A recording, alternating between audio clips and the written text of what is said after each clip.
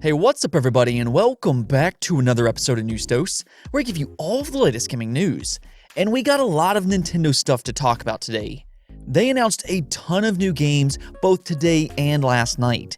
Some of these are certainly going to make Nintendo fans very happy, and one of these are actually pretty huge, so stay tuned for that. Xbox Game Pass was also in the news today, and unfortunately it was hit with a pretty big delay, so stick around for that as well. First though, let's go over some of the quick news, starting off with CyberPunk 2077 once again. Yeah, it seems like CyberPunk continues to stay in the news for pretty much all of the wrong reasons. Well, today they put out a pretty lengthy conference call and answered some questions on what exactly is happening with CyberPunk on consoles. As you're probably aware by this point, CyberPunk on the Xbox One and the PS4 are not running all that well.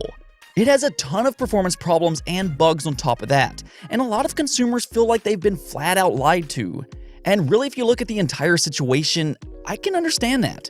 CD Projekt Red did not show any gameplay running on last generation consoles pre-release, and that does seem a little bit fishy. They also had some weird review stipulations where reviewers weren't allowed to show their own recorded gameplay, and the initial reviews were for just the PC version, which for the most part ran fine. And to be fair, I've been playing CyberPunk on the Xbox Series X, and it runs great, though keep in mind that's through backwards compatibility. We still technically don't have the next generation version. This really seems to be a problem on just last generation consoles, but it almost seems like CD Projekt Red tried to hide these known issues. I don't think it was a surprise for the studio that it has some major problems on the last generation consoles, and that does beg the question, why did they release it in the state it was in? They claim they weren't pressured to do this, but I mean by this point, fans are angry, review scores on consoles is like a 50 on Metacritic, and I think it damages CD Projekt Red's reputation, which is a shame for a studio that makes overall great games. Even CyberPunk is good if you play it on a platform that doesn't have all these issues. Nonetheless, they did come out and admit that they did not focus enough on last generation consoles, which obviously is clear by the end results. However, they do plan on fixing a lot of these issues with several major patches in the coming months. Both January and February there will be some major updates, and hopefully that will fix a lot of the issues that are being reported on. Now, the other interesting thing that they mentioned was that they have no special agreement with either PlayStation or Xbox and getting refunds for CyberPunk. They did issue a statement before saying that customers could request a refund, but multiple people were saying Sony was refusing refunds and instead said to wait on the patches. This in return created more frustration from fans, but it looks like CD Projekt Red did not get special treatment. I mean, PlayStation's refund policies have always kind of been not so great to say the least, but in this situation, it's really no different than any other game. Yeah, the entire situation is just one ginormous mess. Let's talk about something a little bit more positive though, because Kojima Productions is teasing some exciting updates tomorrow on December 16th. Now, what exactly could these exciting updates be? That's the question. I mean, we're not going to have to wait too long to find out ourselves, but I wouldn't go into this expecting something huge like a new game or anything like that. This is on the 5th anniversary of Kojima Productions, so it could simply be something like new merchandise. They do have their own store where they sell figurines, coffee mugs, cell phone cases, and things like that, so it could be something like that, but I will say I'm kind of hopeful we hear about a Death Stranding PS5 boosted update. Death Stranding currently is locked to 30 frames per second on the PlayStation 4 and PS5 through backwards compatibility, but maybe they could unlock the frame rate and do a few other upgrades to make it more similar to the PC version, which runs just absolutely fantastic. I mean, I do think it's a strong possibility that eventually it does get a PS5 update, but we'll have to wait and see. Either way, keep an eye out for whatever they do have to announce tomorrow on December 16th. Now, we also got some more Capcom leaks to talk about, and this once again seems to be linked to that data breach that happened a month or so ago.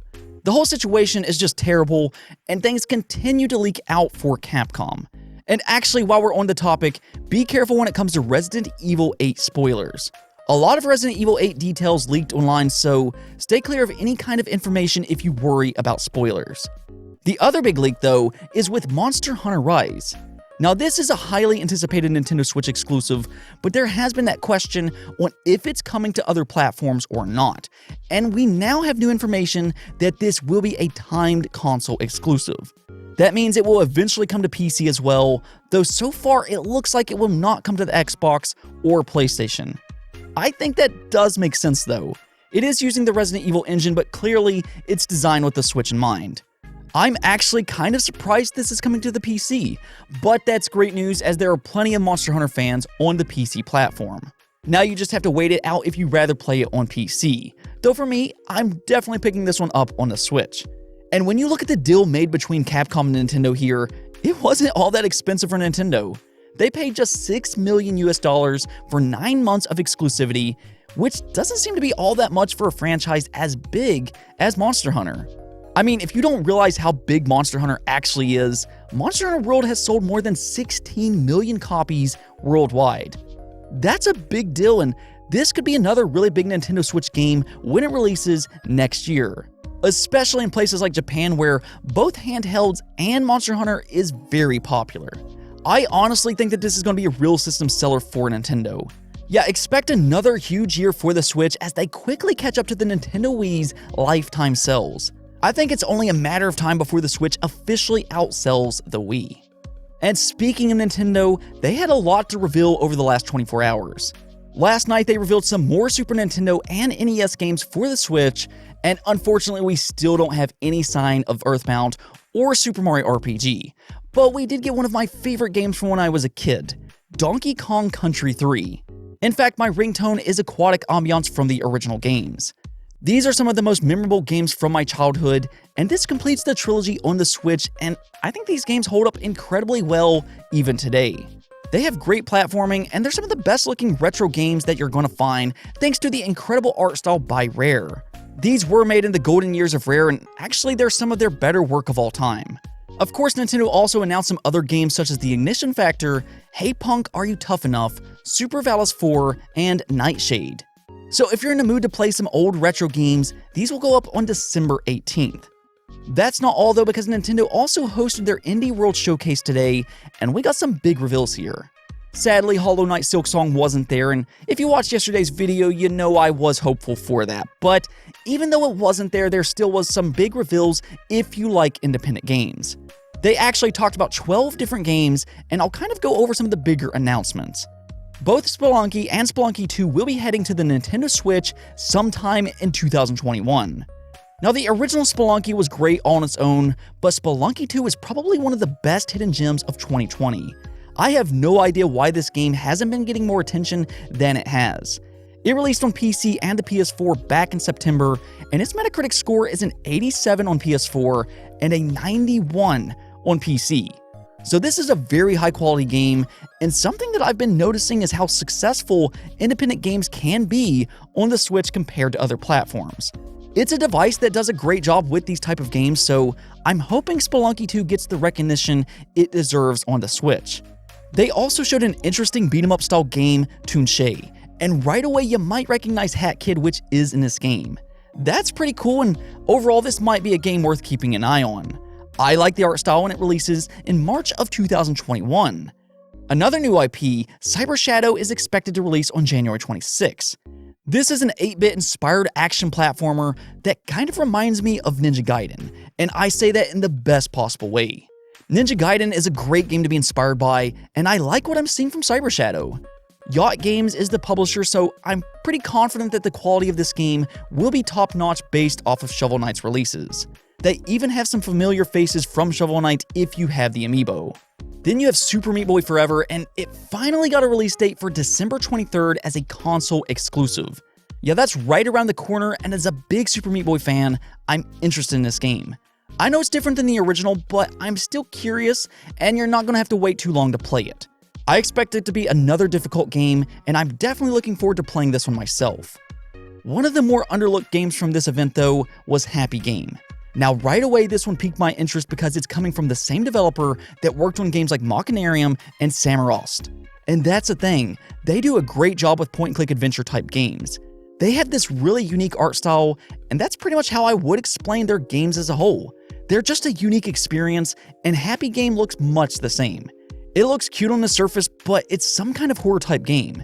Happy Game releases in spring of 2021, and like I said, it's going a little bit under the radar, but don't sleep on this game. This is a very talented developer, and I'm expecting Happy Game to be another good game by them. Alba a Wildlife also got announced, and this is a 3D platformer from the Monument Valley developer, and for whatever reason, one game that they didn't talk about, but instead grouped it up in the final montage trailer, was Hoa. This is a beautiful handcrafted puzzle platformer that releases in April. I feel like that one deserved a little bit more attention during the event because it does look like an interesting game, but it is what it is. The biggest announcement though was Among Us. This game has absolutely blown up this year. It seems like everybody is playing this game, and now it's coming to the Nintendo Switch, and here's the cool thing. It's available today for just $5. Now this is big for the Switch. I mean, you're talking about one of the most popular games out right now, and it's available on the Switch today.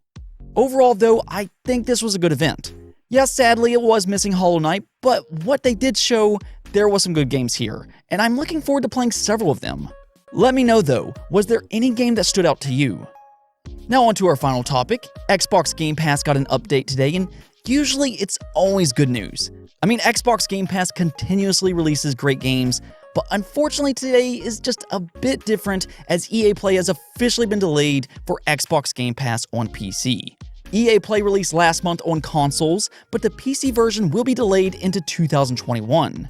Currently, we don't have a specific release date, but I know there is some disappointment with this announcement. That's the thing though, because it was actually supposed to release today on December 15th. So it's kind of odd to see it get delayed last minute like this. I'm very curious to understand why this happened and why they didn't announce this delay sooner. It almost seems like something popped up last minute. Maybe this has something to do with the Windows Store or linking accounts with EA Play. I'm not really sure what happened here. Most of the time when something gets delayed, you hear about it before the day it was supposed to release. And I am hearing complaints of some users specifically subscribing to Xbox Game Pass for EA Play. Now, unfortunately, you're going to have to wait a bit longer, and we don't know exactly how long that will actually be yet. If your subscription plan ends before it releases, I could see that being annoying. With that said, there's still plenty of great games available on Xbox Game Pass, so you can go check those out while you wait for EA Play. I mean, Xbox Game Pass is an amazing service with a lot of great games, and EA Play will be more than worth the wait. Like I said, it's an unfortunate delay, but I'll keep you up to date with what happens on all that. Anyways though, that's it for this episode, but if you liked the video, don't forget to hit the bell notification and subscribe button for more content just like this.